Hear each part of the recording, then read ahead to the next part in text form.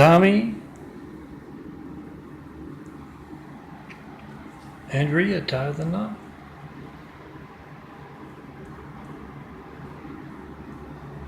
The sunrise over the stone cold shoulder and under the clouds. It's been cloudy all day, just kind of cleared. And there's my image, my eagle cloud image.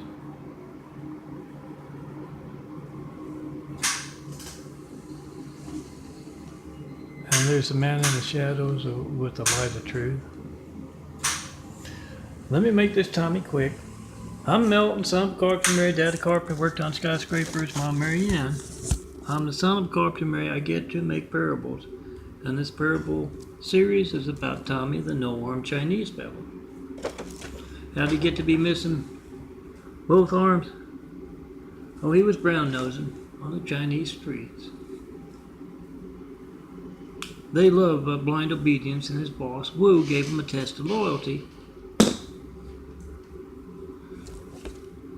Oh, there you are, another cloud image. Gave him a test of loyalty and told him to stick his right arm into a wood chipper.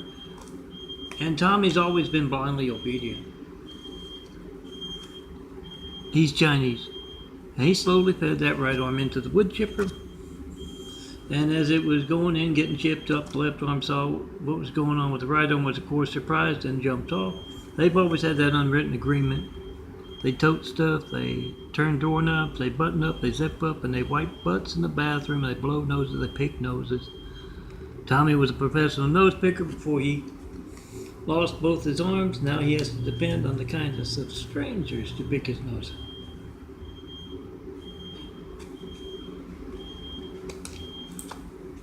Oh, it's hell. He can, find lots of strangers who would pick his nose.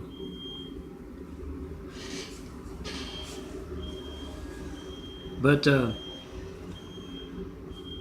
yeah, he's missing both arms. He got a promotion at work, and he got Rhea on the dance floor. He's always been scaly, yes, Chinese.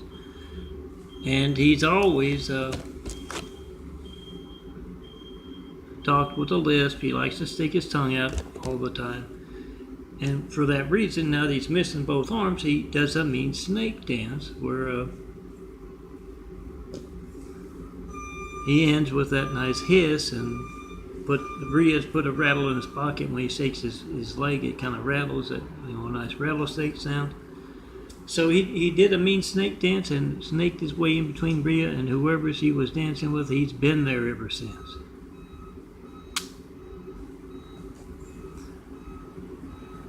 And this is, of course, a nightmare sequence. We find a lot of symbolism in Melton's parables, and also a lot of Mormons, as you can hear in the background.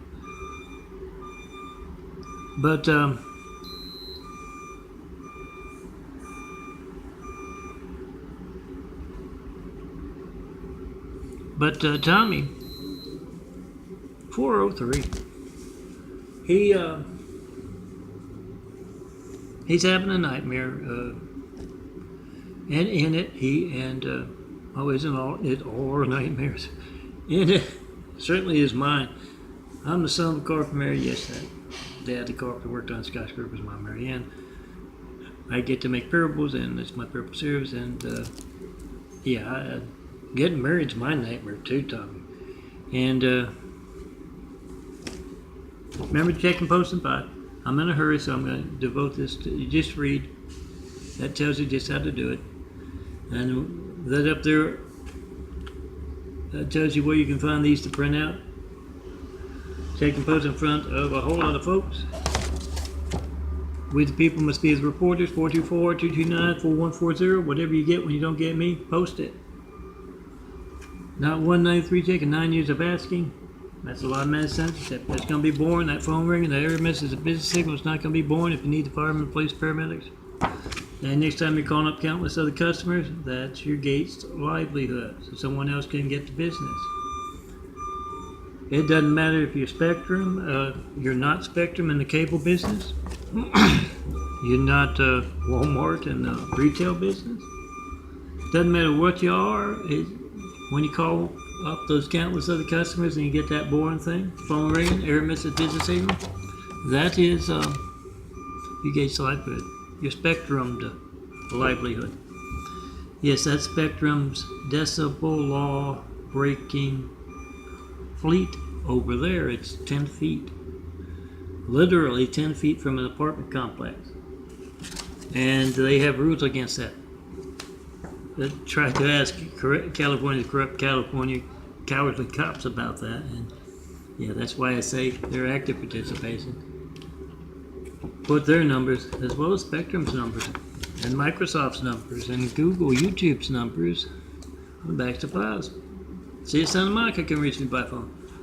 Put it on the backs of the files, have them call them. Those folks who can reach me by phone, Spectrum can reach me by phone. Talk to them about cable stuff, internet stuff. Get their reaction to your phone not working. Ask them, what do you have to do to get your phone to work? Post whatever they tell you. If, like California corrupt cowardly cops don't know what a 93 check is, direct them to christcomplexlinks.blogspot.com and the 9 years of 93 checks at those YouTubes there. Get their reaction and post. Ask them, are you involved or are you incompetent? I'm in another state. You can tell me if you're in another state. You're in another state and you know about 93 checks. What is your part? Are you involved or are you incompetent? Now back to my Tami story. I want it to be quick. I got a lot to do, and as always with high-tech toys affecting my GIMP today, I'm behind schedule. But Tommy is getting married in his dream. And he's up at the front of the church there, and the priest asked, okay, do you have your rings? And Rita smiles and says, oh yes. And she reaches into Tommy's suit pockets, and she stitched up the arm so it fits real good, a nice suit. Reaches in, takes out her ring, puts it on. He can't. And then she reaches into this backpack kind of thing. It's a bigger ring, but it's not going to feel bigger because Tommy doesn't have the fingers. And so she just kind of takes it and right down over the head. And yes, it's a dream, so he can do that. It's that kind of balloon sound as it kind of slips down right onto the neck, gets real tight, and it's choking him. And he's trying to say, Rhea, don't do that, don't do that. He can't, he's choking. And she takes him back home. She's driving, he's in the passenger seat kind of choking, and yeah, he doesn't like to drive. It hurts his teeth, always got his mouth. Got the tin cans back behind there, and then she, as you might know from a previous parable, Lefty bought a wood chipper.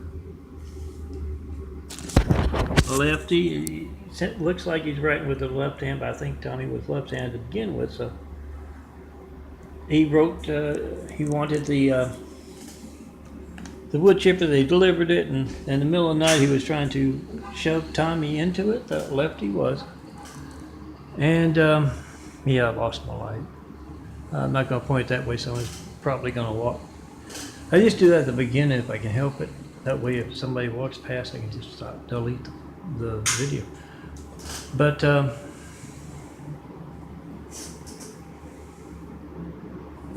yeah, I think it went, the clouds pushed down a little bit because it's still light, but it's not dark. I mean, it's not shining like it was. Anyway, she takes this big rope and she ties it around Tommy's leg, and she ties it to the wood chip, the other end of the rope. And Tommy says, don't do that, Rhea, don't do that, Rhea. And Rhea says, oh, no, Tommy, this is appropriate. We just tied the knot. And she shows him the big knot attached to his leg and the one attached to the wood chipper, isn't it? Oh, the symbolism. She says, I've tied the knot, and you're not going to be chasing after any of those other girls now, and he looks down, and she starts to walk away, and Tommy kind of walks away after her, and he trips because his legs are tied. And she says, "Oh, Tommy, I just love you to pieces." And she walks back, she picks him up. He's a Chinese fellow, real light. And she's kind of shoving him into the wood chipper, lost, chipped up the righty, lefty jumped off wisely. And that's where we are with him waking up screaming, tangled in the covers. And Rhea says, "Oh, Tommy, wake up, I got some cat sausage for you." And he gets up, he